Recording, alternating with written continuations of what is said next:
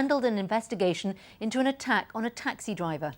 Well, that apology came during a furious public meeting in Peterborough where dozens of taxi drivers confronted the police. Some drivers threatened to take the law into their own hands if nothing is done. Others accused the local council of racism.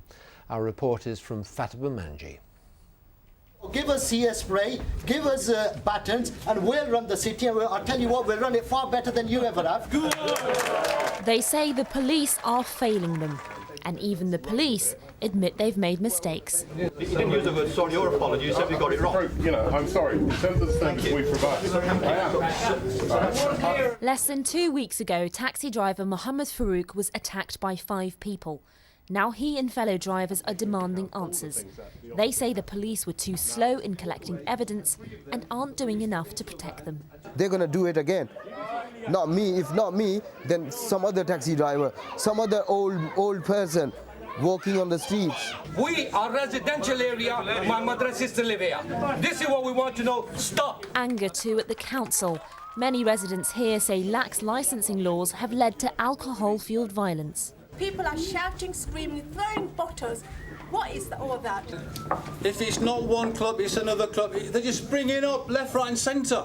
People who give the licence out don't really realise that it's a resident area. How can people give a licence where they know it's a resident area where that's where people are living? Among the high tension, some accuse the council of ignoring their voices because of the colour of their skin. We don't tolerate racism or anything else, and it hasn't got anything to do with your religion, colour of skin. Everybody gets treated the same. But some are issuing an ultimatum to the authorities. either you Soria, either we Soria. Simple as that. Simple as that.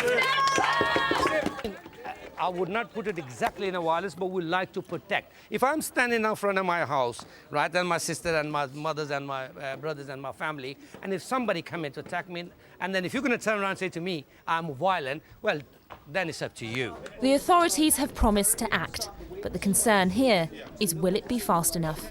Fatima Manji, BBC Look East, Peterborough. Well, nobody from Cambridgeshire Police would come onto the programme tonight to answer some of the questions raised in that item, but they issued a statement saying this was a nasty attack which was treated very seriously, and a man and a woman have been arrested and bailed. Despite the swift response on the night, follow-up investigations perhaps won't progress as quickly as we would expect. He also says procedures are going to change and they will make sure lessons are learned. Mohammed Shaheed is the chairman of the Peterborough Private Hire Drivers Association. He was at the meeting last night. What is the evidence of racism that the claim was made during that film? Sorry, can you just repeat that again? You just cracked up there, sorry. Sorry, what is the evidence of racism we had those claims made during the film? Basically, it was in relation to how the police initially dealt with the actual assault and the perpetrators of the assault, and how they, after eyewitnesses had told them that the perpetrators are in such and such a location and, pinpointed them out, and the police had actually given them a police escort in the back of a police vehicle and taken them away from the scene. And we felt that, the police did not act appropriately on them grounds, and generally how they tend to deal with in a lot of times with taxi drivers is with very little regard, and we feel victimized, and and the elements of racism within that tend to come through and show through. I'm sorry to interrupt you there, but there was a claim last night that some people said if you don't sort it out, we will sort it out. What do they mean by that? I mean, the local residents and the local community here, is a very, very tolerating community, and I think the concerns of this matter in regards to the attack on the driver and in regards to the premises, we find what it is that the community feel that they had to, there's so much anger built up that this is the opportunity for them to address that in front of the police, I'm sorry to keep interrupting you, but does that mean that you would sanction vigilante action on the streets of Peterborough?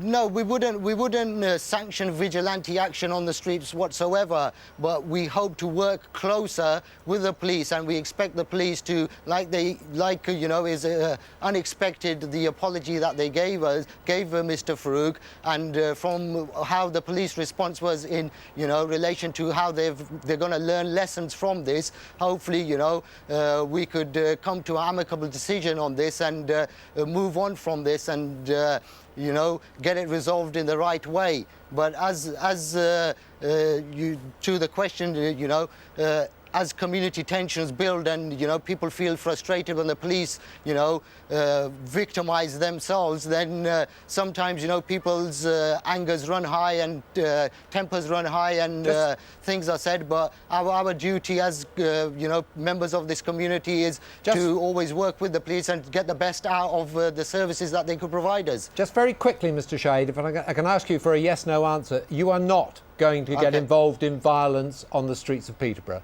Yes or no? None whatsoever. None whatsoever. We've had on last Saturday, we had a very peaceful peaceful protest.